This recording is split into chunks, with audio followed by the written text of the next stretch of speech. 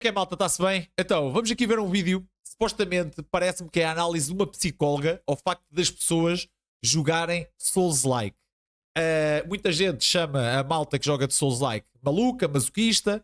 Eu chamo pessoas que gostam de se superar. E há muita malta que não joga Souls-like porque a dificuldade é muito agressiva, porque jogam mais para estar relaxados e está tudo bem, está tudo correto. Agora, como nós respeitamos quem não gosta, também a malta tem de respeitar quem gosta. E vamos ver então esta análise, que eu achei interessante o tema e quero ver realmente o que é que esta suposta psicóloga tem a dizer sobre isto. Isto é do canal da Lisa Guerra, eu não conheço o trabalho dela, portanto vou deixar aí o link em baixo caso vocês queiram ver o vídeo também e conhecer um bocado mais do trabalho aqui da Lisa. Portanto, vamos ver o que é que ela tem aqui a dizer sobre o Souls-like fazer bem. O título é Souls-like te faz melhor que 99% das pessoas. Isto porque a Lisa é brasileira. Bora lá.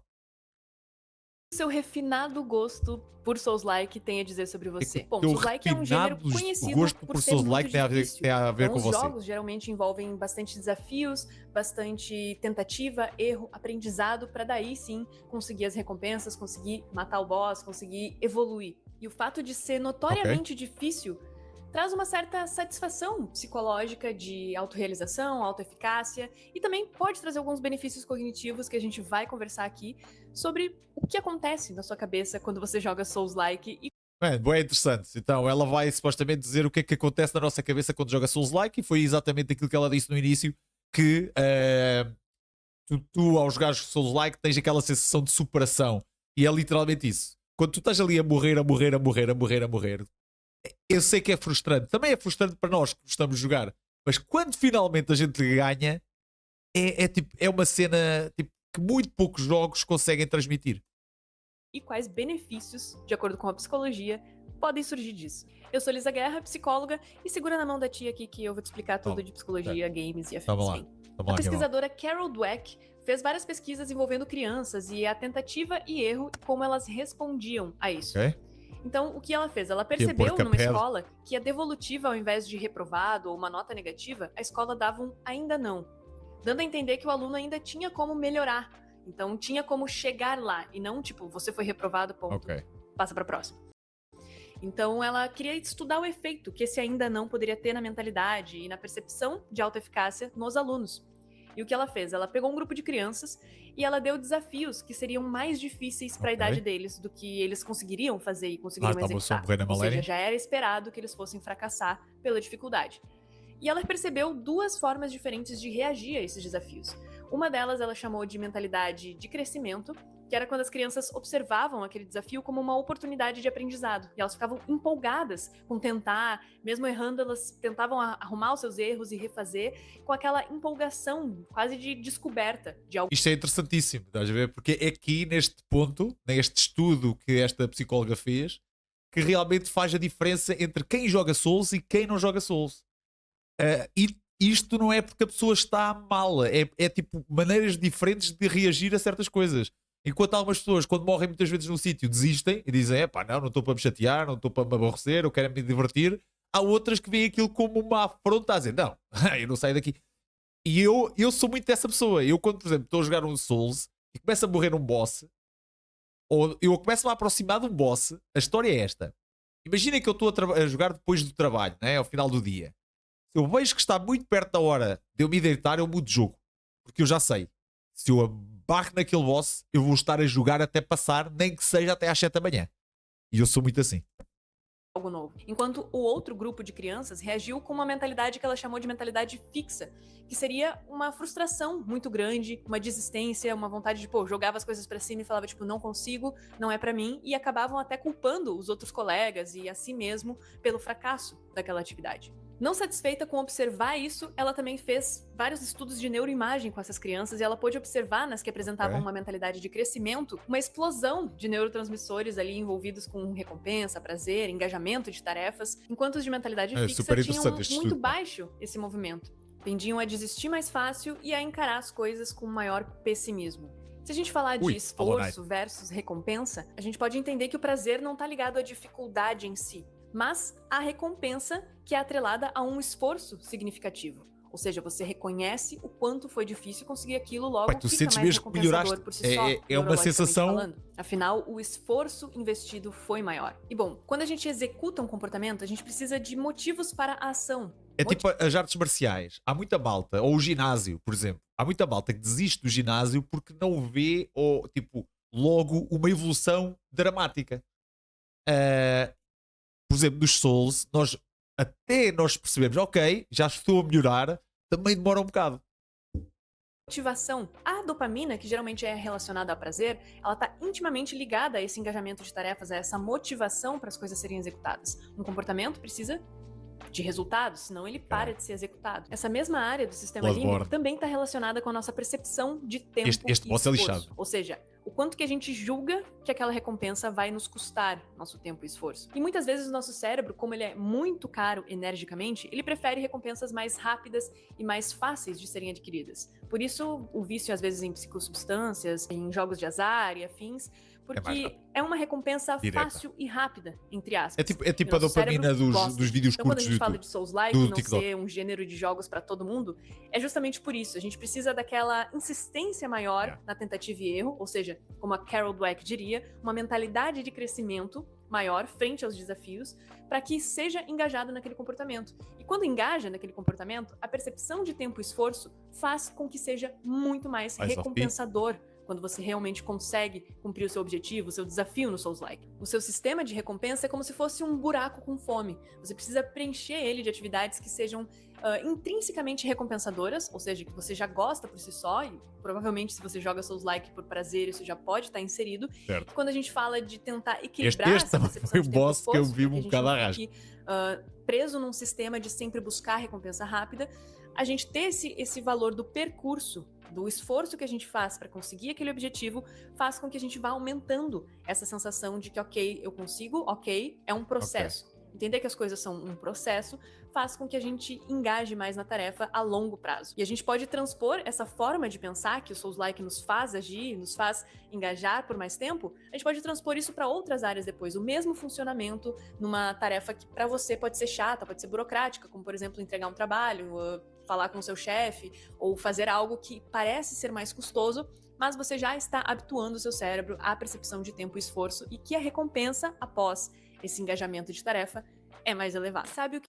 E isto é super interessante porque como é que tu estás a ver um vídeo que ela está a falar de jogos, mas ao mesmo tempo está a falar de psicologia hardcore, não é? Tipo, houve um estudo feito sobre crianças, sobre atividades complicadas, não é? E isso mostra claramente também o que é aplicado nos jogos. É espetacular. Que não precisa ser tão difícil se inserir no mercado de trabalho com qualidade. Por isso, a Lura Vamos passar aqui a publicidade à parede. é importante você dar cursos para vocês.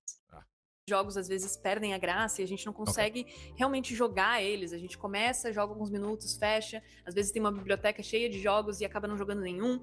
E o porquê que isso acontece? Isso é um vídeo que eu gostava de fazer. Um pouquinho do sistema de habituação. Então, como você entendeu, nós temos nosso sistema límbico, que é responsável por a gente ter a motivação de engajar nas ações e tarefas, como, por exemplo, jogar o seu Souls-like. E quando a gente fala de sinapses e afins, a gente tem receptores de dopamina. Vamos imaginar que é a minha mão. Claro que tem muitos e muitos e muitos, muitos mais. Mas vamos imaginar que a minha mão sejam esses receptores. E aí a dopamina que vem em algum comportamento hiperestimulante, como conteúdo adulto, redes sociais, jogos de azar, substâncias psicoativas, joga um balde de dopamina. Um balde mesmo, com vários outros neurotransmissores ali. E esses receptores, eles são plásticos, neuroplásticos, ou seja, eles se adaptam de acordo com o que a gente expõe a eles.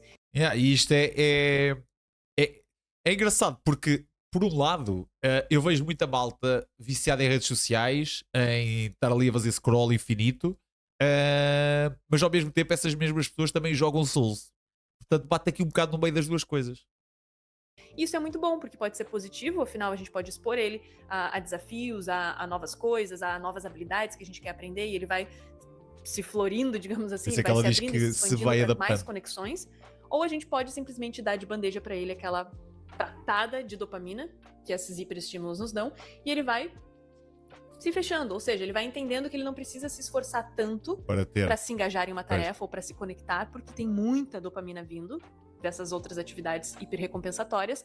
Logo, atividades que pareçam mais chatas, mais maçantes, ele já está assim, porque ele sempre recebe tudo aquela estímulo de dopamina de balde em também cima acontece dele, muito daquela malta que não tem paciência para estar a ver isso aqui de dopamina, tipo, e não aquele jogos com uma história muito grande que faz skip às histórias, é um bocado por causa disto, que era parte do gameplay, que era a dopamina rápida. Um sistema de habituação, é esse o nome. Nossos receptores de dopamina se habituam à quantidade que a gente expõe eles.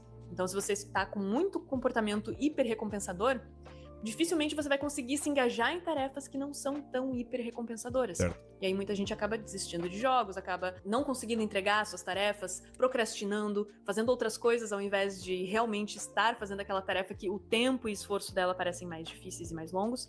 Então, por isso a importância de você ter esse cuidado. Isto é uma educação muito fixe. Quando a gente fala de Souls-like, para a malta esse desafio a longo prazo acaba exercitando também presa a alguns comportamentos não é uma recompensa que rápida, deviam ser uma uma parte do dia e não o dia todo. Além de se recompensar intrinsecamente, que é gostar daquela atividade, reconhecer que apenas o tempo e esforço que você colocar e que você injetar naquilo ali vai te trazer um resultado positivo e satisfatório.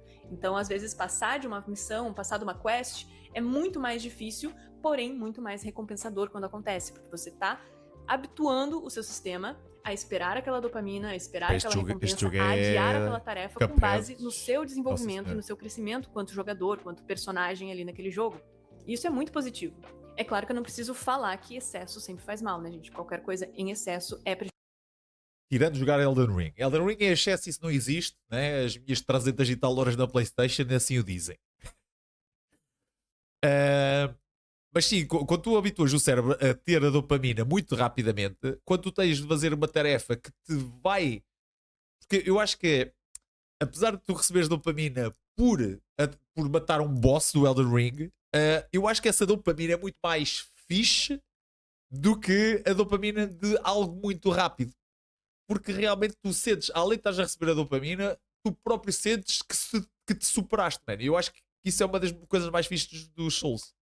Prejudicial, então, bom, se você acha que o seu jogo de Souls-like acabou entrando para a área da obsessão, acabou entrando para a área do vício, é óbvio que é um problema, mas existe aí essa dinâmica interessante em termos de desafio que o Souls-like propicia e que a gente acaba conseguindo transpor para outras situações e para outras partes da nossa vida. Então, ao superar esses desafios mais difíceis e não desistir a partir deles, o nosso cérebro vai entendendo que as coisas são um processo, são um pouco mais custosas e que não tem problema de adiar uma recompensa ou algo nesse sentido. E também, de quebra, a gente ainda melhora a autoestima e a autoeficácia, porque depois de tentar repetidas vezes e ver que, ok, eu consigo, eu sou capaz, mesmo sendo um desafio mega difícil, eu dei conta, mesmo depois de um tempo, foi uma construção. Isso ajuda na nossa própria percepção de autoeficácia, ou seja, da nossa própria capacidade de autorrealização das tarefas e atividades. Souls-like pode também impactar nisso, e eu acho que é um dos gêneros aí que mais nos trazem benefícios cognitivos. Isso agora é na linha da especulação. Tudo que eu falei aqui é artigos de neurociência e afins, já olhando assim para o meu senso crítico com base nas informações que eu tenho, nos jogos que eu já joguei, eu acredito que Souls-like são os mais desafiadores e os que mais nos instigam cognitivamente para que a gente acabe entendendo como as coisas são, como os desafios da vida podem se apresentar pra gente. Então, excelente vídeo, deixar aqui o like que é merecido. Eu acho bem interessante a análise que ela fez. Se calhar nunca tinha pensado nisto, ainda por cima num estilo que eu gosto tanto, é provavelmente dos meus estilos favoritos e daquilo que eu mais perco horas a jogar, que é o Souls-like. O que é que vocês acham disto? O que é que vocês acharam deste tipo de vídeo já agora e se concordam aqui com a Lisa Guerra sobre esta maneira de ver este estilo que muita gente se afasta exatamente por causa da dificuldade? Deixem isso aí tudo nos comentários, deixem também aquele like bem maroto para apoiar aqui o canal e já sabem, se não tiverem subscritos, subscrevam o canal, ativem as notificações para não perder pitada. Até breve.